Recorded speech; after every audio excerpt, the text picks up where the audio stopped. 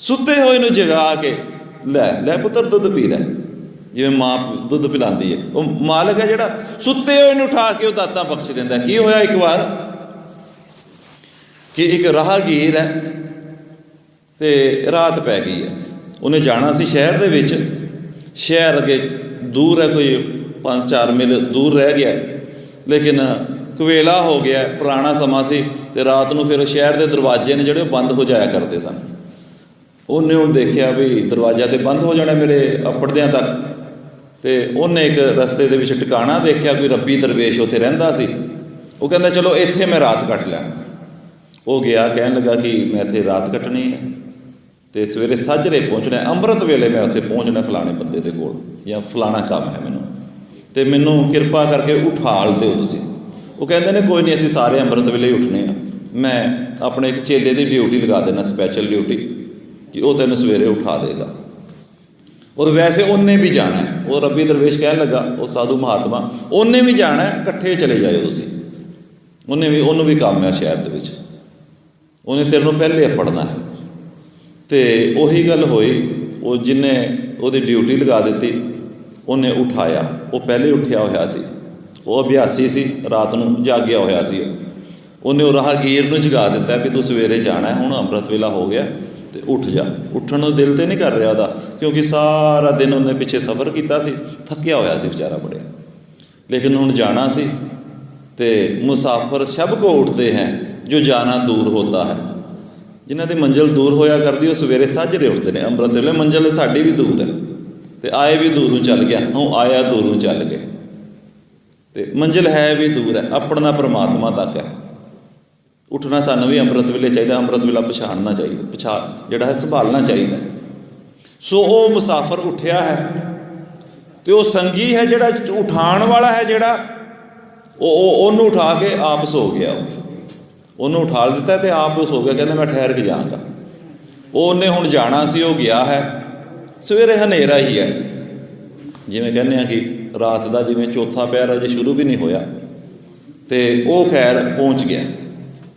ਪਹੁੰਚਿਆ, ਜਾ ਕੇ ਸ਼ਹਿਰ ਦਾ ਦਰਵਾਜ਼ਾ ਖੜਕਾਇਆ ਉਸਨੇ, ਉਹ ਦਰਵਾਜ਼ਾ ਖੁੱਲ੍ਹਿਆ, ਅਤੇ ਜਿਵੇਂ ਹੀ ਉਹ ਅੰਦਰ ਉਸਨੇ ਕਦਮ ਰੱਖਿਆ, ਅੰਦਰੋਂ ਉਹਦੇ ਗਲ ਦੇ ਵਿੱਚ ਹਾਰ ਪਾ ਦਿੱਤਾ, ਫੁੱਲਾਂ ਦਾ ਹਾਰ ਪਾ ਦਿੱਤਾ। ਉਹ ਰਾਹਗੀਰ ਜਿਹੜਾ ਨੌਜਵਾਨ ਗਿਆ ਨਾ, ਉਹਦੇ ਫੁੱਲਾਂ ਦਾ ਹਾਰ ਪਾ ਦਿੱਤਾ ਗਲ ਦੇ ਵਿੱਚ। ਉਹ ਕਹਿੰਦਾ ਇਹ ਕੀ ਹੈ? ਉਹ ਕਹਿੰਦੇ ਤੂੰ ਸਾਡਾ ਰਾਜਾ ਹੈ।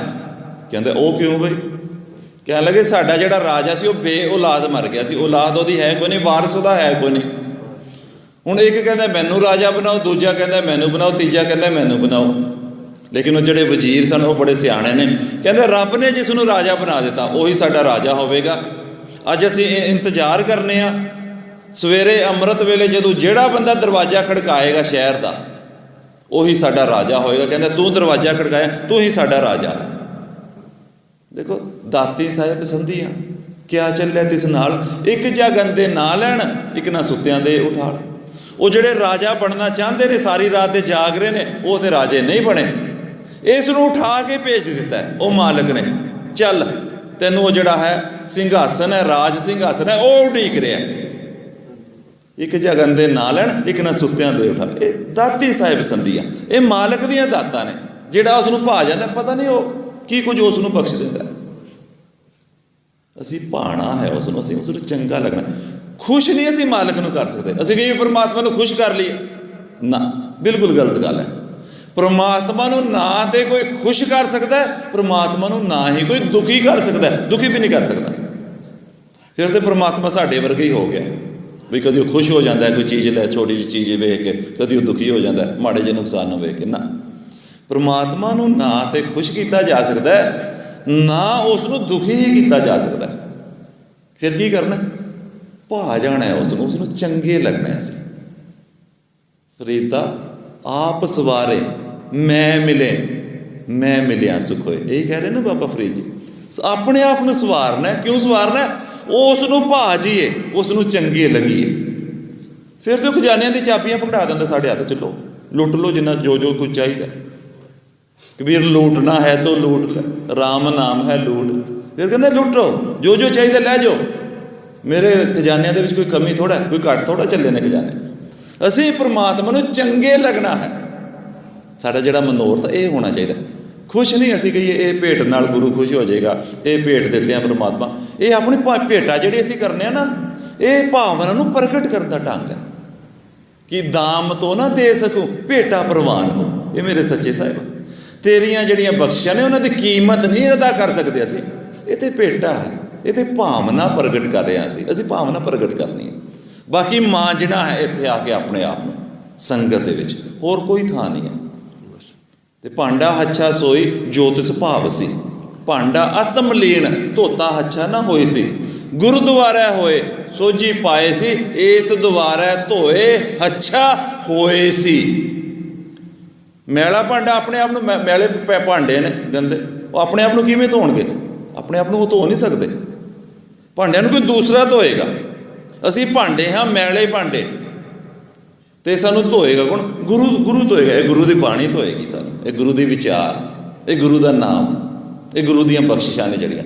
भांडिਆਂ नूं ये बख्शिशां ने धोना है, गुरु ने धोना है। धोना इस करके भांडे ने साफ इस करके होना कि मालक नूं भाजीए।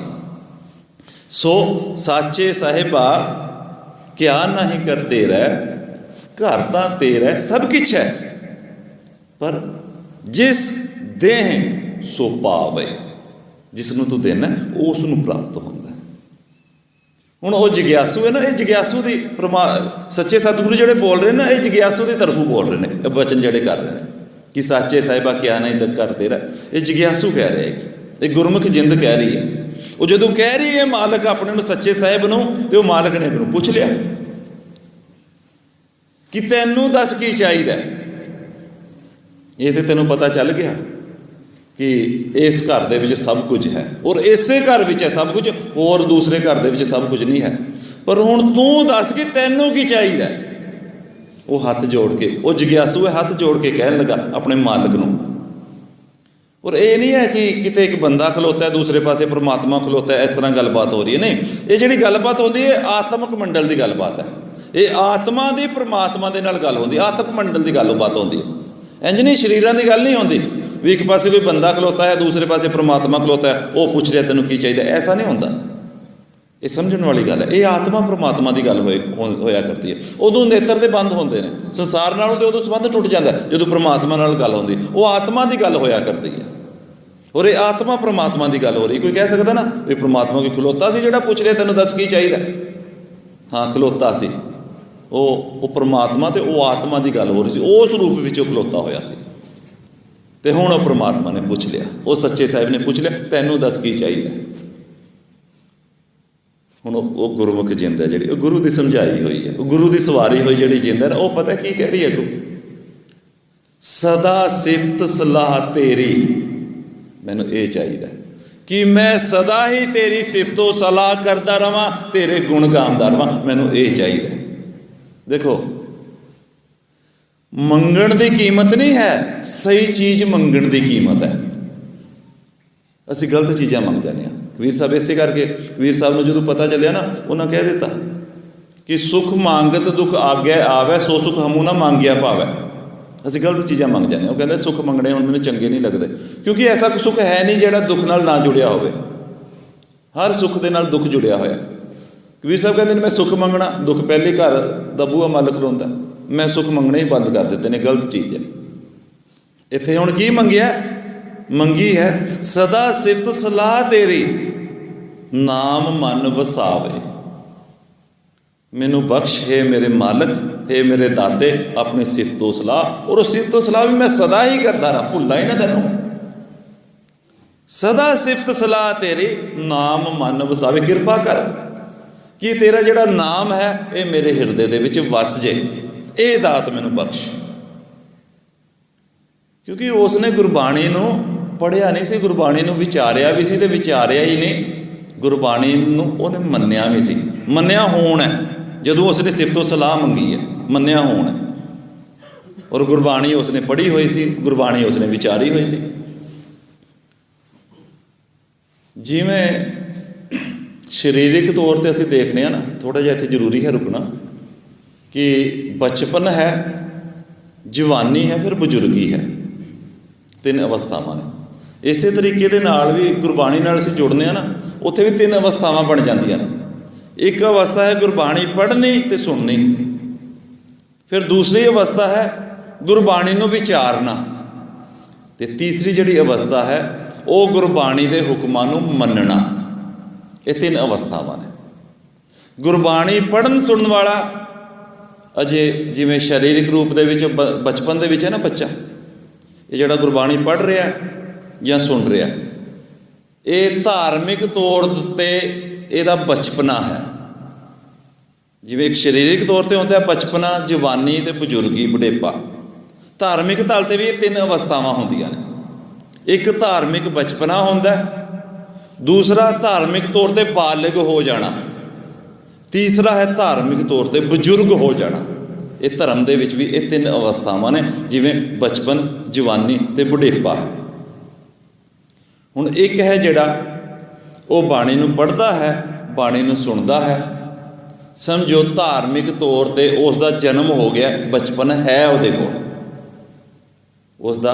असीं हुण बैठे हैं सारे संगत रूप दे विच, ते ये ते साबित हो गया कि धार्मिक तौर पर जन्म तो साडा हो गया, धार्मिक बचपना है साडे कोल है, तां ही असीं संगत कर रहे हैं, गुरबाणी पढ़ रहे हैं, गुरबाणी नूं सुन रहे हैं।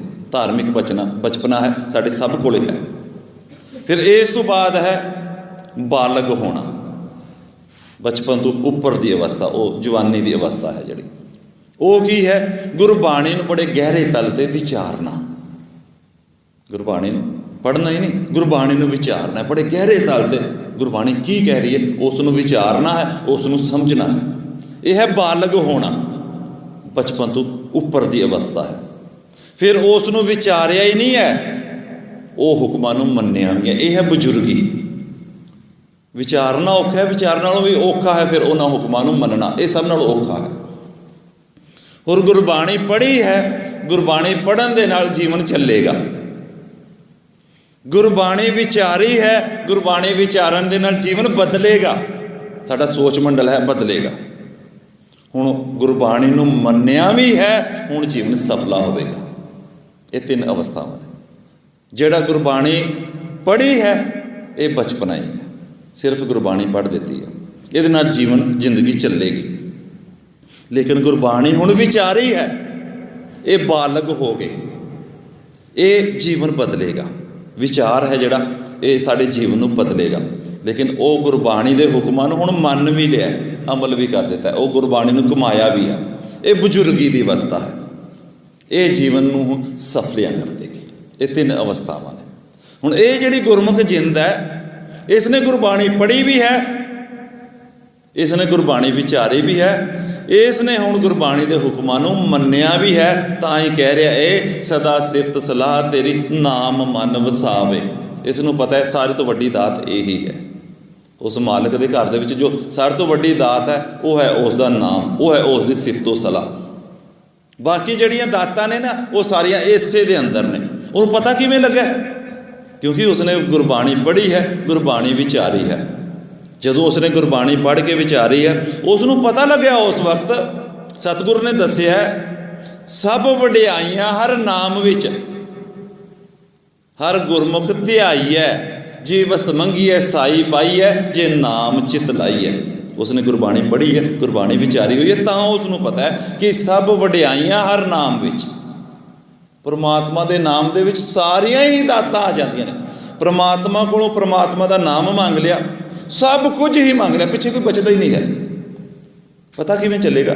जिन्हें गुरबाणी पढ़ के विचारी है तो फिर उसनूं अमल दे विच लियाना, अमल दे विच उसने लिआंदा। जदों वो मालिक ने पूछिया दस तैनूं की चाहिए, वो कहन लगा सदा सिफत सलाह तेरी नाम मन वसावे।